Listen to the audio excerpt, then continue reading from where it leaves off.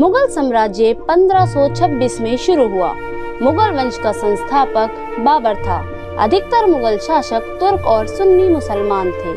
मुगलों ने भारत पर लगभग 300 साल तक शासन किया।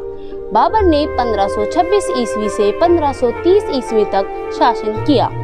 24 फरवरी 1483 ईस्वी को फरगना में जहीरुद्दीन मोहम्मद बाबर के नाम से बाबर का जन्म हुआ। बाबर अपने पिता की ओर से तैमूर का 5वां एवं माता की ओर से चंगेज खां का 14वां वंशज था।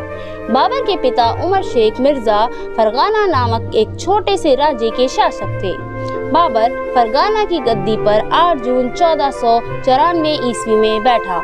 बाबर ने 1507 ईस्वी में बाबर बादशाह की उपाधि धारण की, जिसे अब तक किसी तैमूर शासक ने धारण नहीं की थी। बाबर की मातृभाषा चगताई भाषा थी, लेकिन फारसी में बाबर को महारत हासिल थी। उसने चगताई में बाबरनामा के नाम से अपनी जीवनी लिखी थी। 1526 ईस्वी में पानीपत के प्रथम युद्ध में दिल्ली सल्तनत के अंतिम वंश जो कि लोधी वंश था, उसके सुल्तान इब्राहिम लोधी की पराजय के साथ ही भारत में मुगल वंश की स्थापना हो गई। इस वंश का संस्थापक जहीरुद्दीन मोहम्मद बाबर था। बाबर ने 5 बार भारत पर आक्रमण किया। बाबर को भारत पर आक्रमण करने का निमंत्रण पंजाब के शासक दौलत खान लोधी और मेवाड़ के शासक राणा संगा ने दिया था। बाबर द्वारा कई युद्ध लड़े गए, जिनमें पहला है पानीपत का प्रथम युद्ध जो कि 21 अप्रैल 1526 ईस्वी को इब्राहिम लोधी और बाबर के बीच हुआ, जिसमें बाबर की जीत हुई। दूसरा युद्ध है खानवा का युद्ध जो कि 27 मार्च 1527 ईस्वी को राणा संगा और बाबर के बीच लड़ा गया। इसे भी बाबर ने अपने नाम किया। तीसरा युद्ध है चंदेरी का युद्ध जो कि 29 मार्च 1528 ईस्वी को मेदिनी राय और बाबर के बीच हुआ।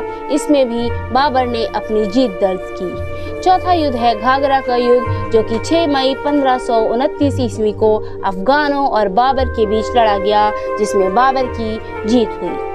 पानीपत के प्रथम युद्ध में बाबर ने पहली बार तुगलमा युद्ध नीति का इस्तेमाल किया। उस्ताद अली और मुस्तफा बाबर के 2 निशानेबाज थे, जिसने पानीपत के प्रथम युद्ध में भाग लिया था। पानीपत के युद्ध में लूटे गए धन को बाबर ने अपने सैनिक अधिकारियों, नौकरों एवं सगे संबंधियों में बांट दिया। इस बंटवारे में हुमायूं को वह कोहिनूर हीरा प्राप्त हुआ, जिसे ग्वालियर नरेश राजा विक्रमजीत से छीना गया था।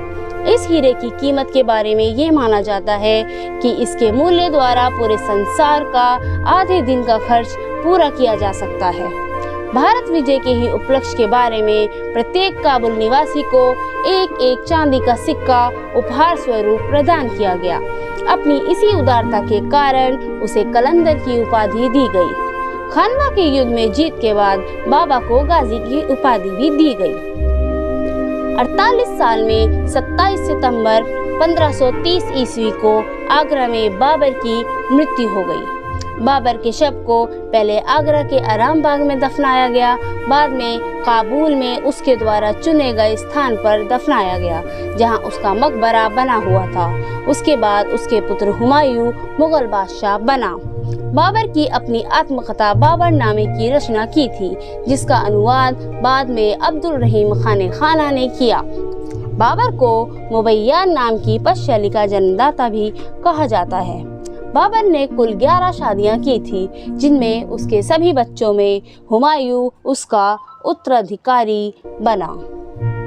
If you like the video, please subscribe, like, share and comment and please support us. Thank you.